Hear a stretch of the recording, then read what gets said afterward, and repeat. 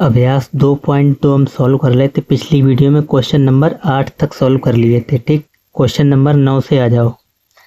देखो, कह रहा है दो संख्याओं का योग 120 है। यदि एक संख्या दूसरी संख्या से 10 अधिक है तो संख्या ज्ञात कीजिए। सेम क्वेश्चन नंबर जो 8 आपने लगाया था वैसे ही लगेगा ये भी। देखो, दो संख्याओं का योग लिखोगे, माना दूसरी संख्या। ठीक, माना दूसरी संख्या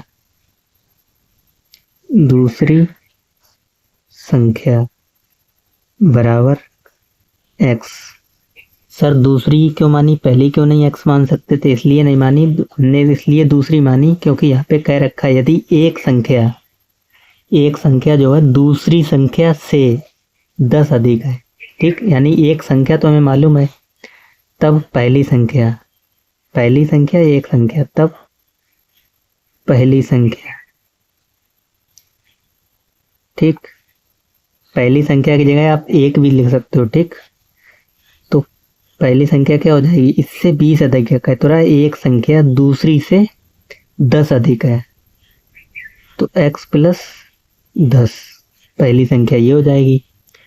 अब कह रहा है दोनों का योग कितना है, तो लिखोगे प्रश्नानुसार दोनों का योग कितना है, यानी x प्लस 10। यहाँ पे चाहो तो आप लिख सकते हो पहली संख्या प्लस दूसरी संख्या बराबर 120, यानी योग हमें दे रखा था 120। सॉल्व कर लो, कितना तो सॉल्व कर ही लोगे। x में x जोड़ा 2x और ये 10 जाएंगे उधर, माइनस के हो जाएंगे तो कितना बचेगा इधर 110। 2 से काटोगे 55। ठीक, x का मान आया 55। ठीक, x का मान यानी दूसरी संख्या कितनी आ गई 55 और पहली संख्या 55 प्लस 10 कितनी 65। ठीक, अब इन दोनों को जोड़ के देख लो 120 आपको मिलेगा। ठीक, यही पूछा गया था, दोनों संख्या ज्ञात कीजिए। अब आ जाओ क्वेश्चन नंबर 10 में पे। कह रहा नेहा के पास 50 रुपए, 20 रुपए तथा 10 रुपए वाले कुल मिलाकर 25 नोट हैं। ठीक, अच्छा एक बात पहले आप ये बताओ, अगर हम आपसे कह दें आपके पास 5 रुपए के 3 सिक्के हैं तो आपके पास कुल कितने रुपए हैं? आप बोलोगे सर 15 रुपए, इसमें क्या बड़ी बात है। हम पूछे आपके पास 20 के सिक्के हैं 5, तो आपके पास कितने रुपए हो जाएंगे? 100 रुपए।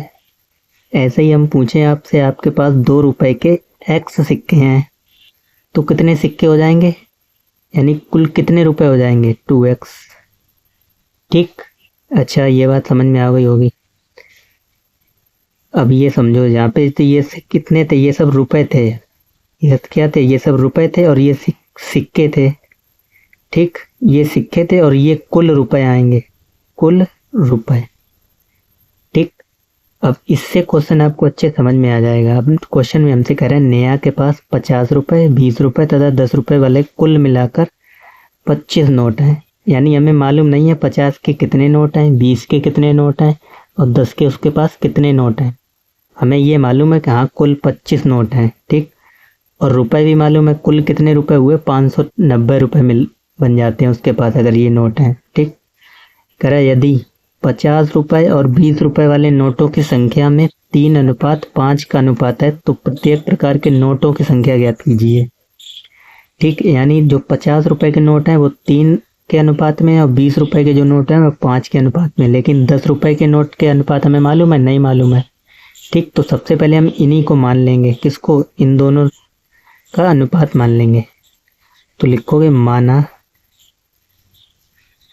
50 रुपए वाले नोटों की संख्या का अनुपात, नोटों की संख्या का अनुपात हम इस तरीके से लिखा रहे हैं। आप कॉपी में भी लिख सकते हो और इसी तरीके से आपको पेपर में भी लिखना है अगर आ जाता है। बराबर 3 दे रखा था तो 3x। ठीक, सेम 20 रुपए वाले नोटों की संख्या का अनुपात यही लिखोगे। ठीक, बराबर 5 तो 5x। ठीक, और 10 रुपए वाले नोटों का अनुपात दे रखा था? नहीं दे रखा था, सिर्फ हमें 2 ही का दे रखा था, तो इसको हम मान लेंगे। तथा लिखोगे, तथा माना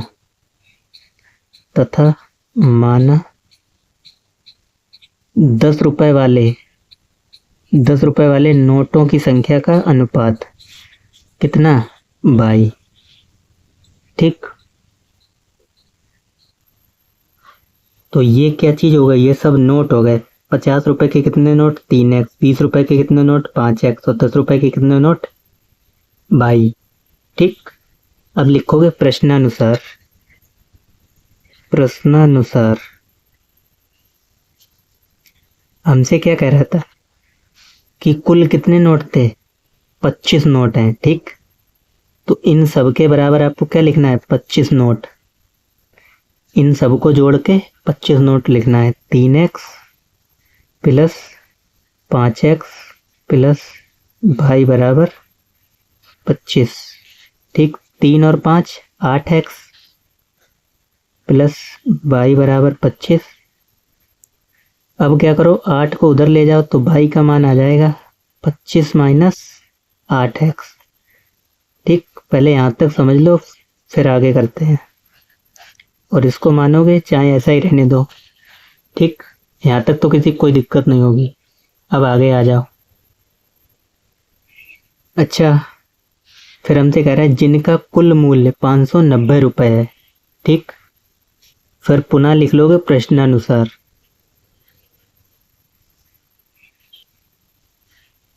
ठीक, कुल मूल्य तथा कुल रुपए या कुल मूल्य लिख लो, कुल रुपए। ठीक, देखो आपके पास क्या था? आपके पास 50 रुपए के कितने सिक्के थे? 3x। 50 रुपए के कितने सिक्के थे? 3x। ठीक, तो कुल कितने रुपए हो जाएंगे? 150x। ठीक, और फिर थे 20 रुपए के कुल कितने सिक्के थे? 5x। तो कुल कितने रुपए हो जाएंगे? कितने हो जाएंगे? 20 25 100x। और 10 रुपए के कुल कितने आपके पास सिक्के थे या नोट थे? 22। तो ये हो जाएगा 10 22। ठीक, यानी ये तो रुपए थे और ये नोट थे और ये कुल रुपए। अब यही हमें दे रखा है, कुल रुपए कितने दे रखे हैं? 590। तो इन सबको प्लस करके 590 रखो। 150x प्लस 100y और 100x प्लस 10y बराबर 590।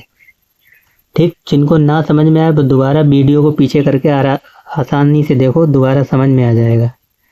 ठीक, तो इन दोनों को जोड़ लो, कितने हो जाएंगे? 250x प्लस 10y बराबर 590। ठीक, 590। अब हमने बाई का मान जो निकाला था, बाई का मान यहां से रख दो। ठीक, और इसको आप मान लो समीकरण नंबर 1। ठीक, लिखोगे समीकरण 1 में बाई का मान रखने पर, समीकरण 1 में बाई का मान रखने पर, तो बाई का मान रखो यहाँ पे 250x प्लस 10। बाई कितना था? 25 माइनस 8x। 25 माइनस 8x और बराबर 590। ठीक, अब सॉल्व करना है। 10 का गुणा कर लो अंदर, 10 250। ठीक, और 10 अट्ठे 80। 80x बराबर 590। अब 250 में से जब आप 80x घटा दोगे तो कितने बचेंगे? यानी 50 इधर और 30 उधर, कितने? 170x। और 250 को उधर ले जाओ, किसके हो जाएंगे? माइनस के बराबर। 590 माइनस 250 तो कितना आ जाएगा? 340। घटाओगे, 9 में से 5 4 और 5 में से 2 3, और इधर था 170x। आपको दिख रहा होगा ये 170 का 2 गुना ही तो लिखा है। 17 दूनी 34, यानी x की वैल्यू आ गई 2। ठीक, अब x का मान आप रखोगे कहाँ पे रखोगे? x का मान रखोगे आप यहाँ पे, यही चीज पूछी गई। तो ये कितने हो जाएंगे? जब 2 यहाँ पे रखोगे तो 3 दूनी 6, 2 यहाँ पे रखोगे 2 पंचे 10, और 2 यहाँ पे रखोगे तो वो बाई का मान कितना आया था, लेकिन बाई का मान हमें मालूम ही नहीं है। बाई का मान हमें निकालना पड़ेगा, तो बाई का मान यहाँ से निकाल लो। 25 माइनस 8, एक्स का मान हम 2 निकाल ही चुके, तो 8 दूनी 16, 25 में से 16 घटाओगे कितने आ जाएंगे? 9। तो ये आ गया बाई का मान। यानी हमसे सिर्फ ये पूछा गया था, तो प्रत्येक प्रकार के नोटों की संख्या ज्ञात करें। तो 50 रुपए के 6 नोट, 20 रुपए के 10 नोट और 10 रुपए के 9 नोट। ठीक, और चाहो तो आप उत्तर खुद से यहीं से चेक कर सकते हो। अच्छा, 3 रुपए 50 रुपए के 6 नोट हैं, 50 रुपए के 6 नोट हैं। ठीक, तो कुल कितने रुपए हुए? 300 रुपए हुए। 50 रुपए के 6 नोट हैं, तो कुल कितने रुपए? 6 नोट। ठीक, 300 हो गए। ऐसे 5 20 रुपए के कितने नोट हैं? 10। ठीक, 20 रुपए कितने नोट थे? 10। तो ये हो जाएगा 200। और 10 रुपए के कितने नोट थे? 9। तो ये हो जाएगा 90। अब इन सबको जोड़ो तो कुल कितने रुपए आ गए? 590। और 590 हमें उत्तर में दे रखा था, जिसका मूल्य 590 है। ठीक, यानी हमारा उत्तर जो आया है वो सही है। ठीक, अगर 590 नहीं आता तो हमारा गलत हो जाता। ठीक, ऐसे ही क्वेश्चन नंबर 11 है सेम। ठीक, अब देखो इसमें कह रहा है अमित के पास 300 रुपए के 1 रुपए 2 रुपए 5 रुपए वाले सिक्के हैं। अभी तक नोट कह रहा था, अब सिक्के की बात आ गई है।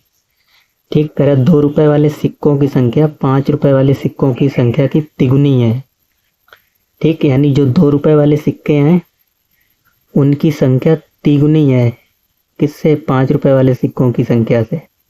ठीक, तो लिखोगे माना 5 रुपए वाले सिक्कों की संख्या, 5 रुपए वाले सिक्कों की संख्या,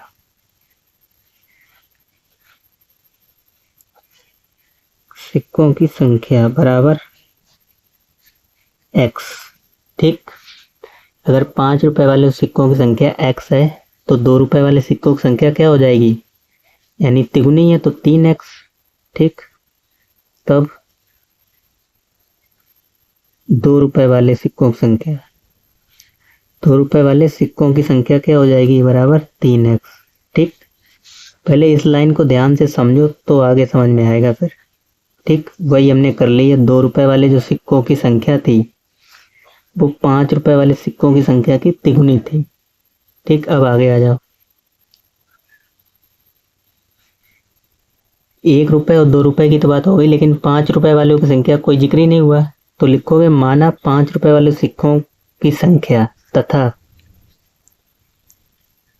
माना 5 रुपए वाले सिक्कों की संख्या कितना? 22। ठीक, अब आ जाओ प्रश्न अनुसार।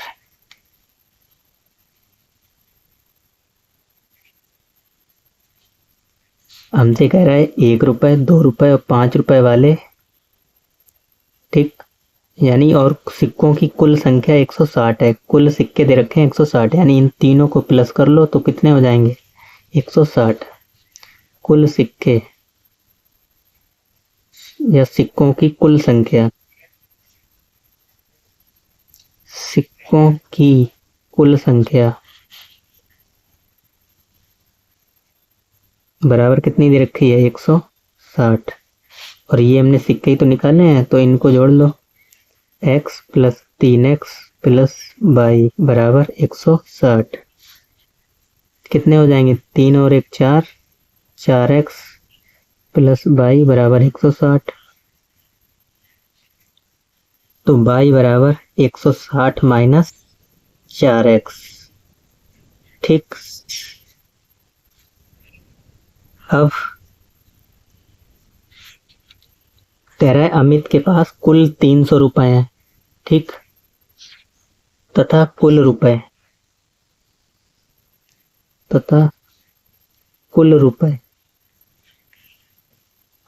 कितने हैं? 300, ठीक। तो कुल रुपए निकाल लो। देखो 5 रुपए वाले अगर आपके पास x सिक्के हैं तो कुल आपके पास कितने रुपए होंगे? 5 गुणे x, ठीक। कुल रुपए, देखो 5 रुपए की संख्या आपके पास कितनी थी? 5 रुपए कितने सिक्के थे? x, तो कुल कितने रुपए हो गए? 5x, ठीक। और 2 रुपए के कुल कितने सिक्के थे? 3x, तो कुल कितने रुपए? 6x। और 1 रुपए, 2 और 5, अच्छा 1 रुपए के कुल कितने सिक्के थे? यहाँ पे 1 होगा, यहाँ पे हमने जो 5 किया है, ठीक। 2 और 5 का हमें दे ही रखा था, तो 1 रुपए के सिक्कों की कुल संख्या 22, तो कुल कितना हो जाएगा? 22 रुपए, ठीक। और इन सब का योग हमें दे रखा है ये 300। कुल रुपए, यही तो आ गया कुल रुपए, ठीक। और ये सिक्के थे कॉइन्स और ये रुपए थे, ठीक। 5 रुपए का 2 रुपए, 2 रुपए के सिक्के और 1 रुपए, तो इनको प्लस करके इसके बराबर रख दो। 5x प्लस 6x प्लस 22 बराबर 300। 6 5 11, 11x प्लस 22 बराबर 300, ठीक। 22 का मान यहाँ से उठा के यहाँ पे रख दो, तो 22 का मान रखने पर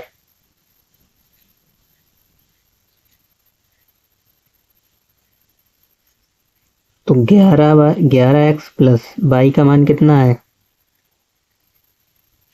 160 माइनस 4x, 60 माइनस 4x बराबर 300, ठीक। तो 11x में से 4x घटाओगे कितने बचेंगे? 5x। वो 11 में से 4 गए 7, ठीक। और इसको ले जाओ उधर, किसके हो जाएंगे? माइनस के, तो 300 में से 160 कितने बचेंगे? 0, 4 और 1, ठीक। 7x, 7 से कट जाएगा, 7 दूनी 14, x की वैल्यू 20, x की वैल्यू 20 आई। अब 20 यहाँ पे रख देना है आपको, ये तो 20 हो ही गए, और 20 दियो 60, और 22 का मान आप कहाँ से निकालोगे? इसमें मान रखो, 20 दूनी 40, ठीक। 140, 160 में से घटाओगे 40, वो 20 चौके 80, घटाओगे 80 कितने बचेंगे? 60 इधर गए और 20 उधर गए, 80 तो बचेंगे। 8 दूनी 16, ठीक। तो भाई 80 आ जाएगा, यानी 1 रुपए के सिक्के 80, 2 रुपए के सिक्के 60 और 5 रुपए के सिक्के 20, ठीक। यही तो पूछा गया। तो अमित के पास कितने कितने सिक्के हैं? तो 5 रुपए के 20, 2 के 60 और 1 के 80, ठीक। अब टोटल मान निकाल के आप वो भी निकाल सकते हो। टोटल जोड़ोगे कितना आना चाहिए? 160 आना चाहिए, आ रहा है इनको जोड़ने पर। 6 2 8 और 8 16, 160 आ जाएगा, ठीक। उत्तर चेक कर सकते हो अपने आप। तो दोनों ही सेम क्वेश्चन थे, पहला वो 10वां और 11वां। 12वां क्वेश्चन थे, वो कह रहा है 3 लगातार पूर्णांकों का योग 51 है, तो पूर्णांक ज्ञात कीजिए, ठीक। लगातार मतलब क्रमागत, जैसे 1 2 3, जैसे 3 4 5, ठीक। कोई 3 लगातार पूर्णांक है, उनका योग आ रहा है 51। लिखोगे माना 3 लगातार पूर्णांक, 3 लगातार पूर्णांक, लगातार पूर्णांक। पहला होगा x, दूसरा होगा x प्लस 1, तीसरा होगा x प्लस 2, ठीक। ऐसे ही अगर जितने भी पूछे जाए x प्लस 3, x प्लस 4 करते चले जाओगे, ठीक। इन्हीं का योग दे रखा है कितना? 51। लिखोगे प्रश्नानुसार।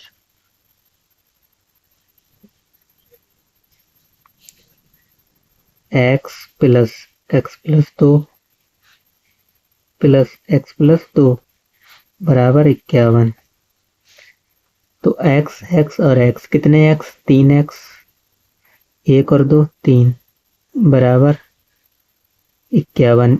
3 उधर जाएंगे, किसके हो जाएंगे, माइनस के। 51 में से 3 माइनस करोगे तो 48। तो x की वैल्यू आई कितनी, 16। ठीक, x की वैल्यू सब जगह रख दो यहाँ पे, तो ये तो 16 हो ही जाएगी। 16 और 1 17 और 16 और 2 18। ठीक, तीनों क्रमागत हैं, 16 17 18, और इन सबको जोड़ोगे तो 51 ही मिलेगा आप। दो संख्याओं का अनुपात 5:3 है यदि उनका अंतर मतलब माइनस, ठीक, 18 है तो संख्याएं बताइए। तो अनुपात जब भी दे रखे हो, हमने आपको बताया, सबसे पहले अनुपात को लिख लेते हैं, माना संख्याओं का अनुपात, संख्याओं का अनुपात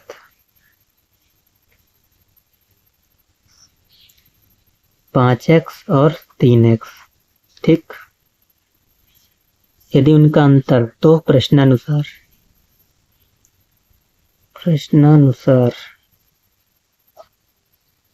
यानी 5x माइनस 3x, यदि उनका अंतर 18 है। ठीक, 5 में से 3 गया, 2 बराबर 18। तो 2 से 9 बार, 2 ने 18, x की वैल्यू आई 9। तो दोनों संख्याएं पूछी गई थी, तो 9 यहाँ पे रखो और फिर 9 यहाँ पे रखो। तो 5 नेम 45 और 3 नेम 27। 45 में से अगर 27 घटा के देखोगे 18 ही मिलेगा। ठीक, तो दोनों संख्या ये हो जाएंगी 45 और 27। कह रहा 15 वर्ष बाद रवि की आयु उसकी वर्तमान आयु की 4 गुनी हो जाएगी। ठीक, देखो कई लोगों को कंफ्यूजन होता है इस प्रकार क्वेश्चन में। मान लो आपकी उम्र इस समय है 17 साल। ठीक, अगर आप इस समय 17 के हैं तो 3 साल बाद कितने हो जाएंगे, 20 के हो जाएंगे। ठीक, तो 20 के हो जाएंगे, यानी आपने 3 ऐड ही तो किया, इसमें 3 जोड़ा ही तो, तभी तो 20 मिलेगा। ऐसे ही हम पूछे 3 साल पहले आप कितने के थे, तो 3 इसमें से माइनस करो, यानी आप 17 में से 3 माइनस करोगे तो कितने हो जाएगा, 14 के। यानी 3 साल पहले कितने के थे आप, 14 साल के थे, अब कितने के हो गए, 20 के।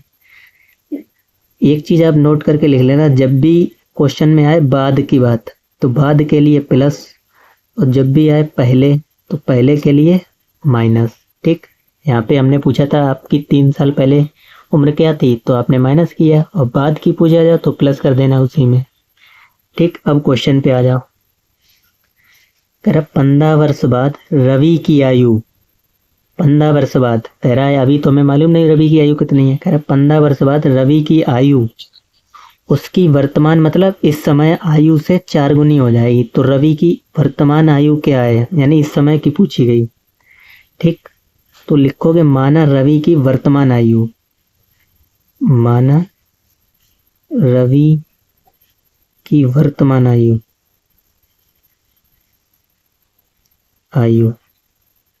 बराबर x वर्ष।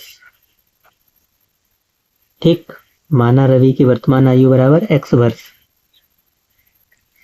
अब क्वेश्चन में आ जाओ, क्या कह रहा है।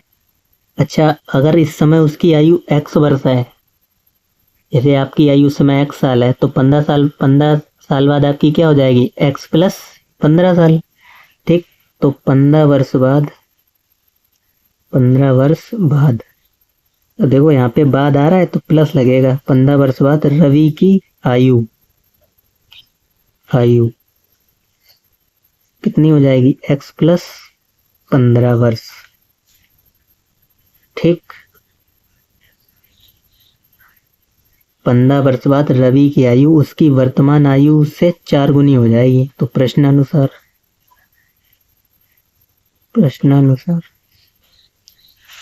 इधर लिखोगे रवि की वर्तमान आयु और बराबर इधर लिखोगे रवि की 15 वर्ष बाद रवि की आयु। ठीक, ये लिख लेना है। यहाँ पे लिखोगे क्या, जहाँ पे हमने लाइन की रवि की वर्तमान आयु, इधर 15 वर्ष बाद रवि की आयु। ठीक, तो 15 वर्ष बाद रवि की आयु कितनी थी, x प्लस 15, और वर्तमान आयु कितनी थी, 4। लेकिन हमसे क्वेश्चन में क्या कह रहा था, 15 वर्ष बाद रवि की आयु उसकी वर्तमान आयु से 4 गुनी हो जाएगी।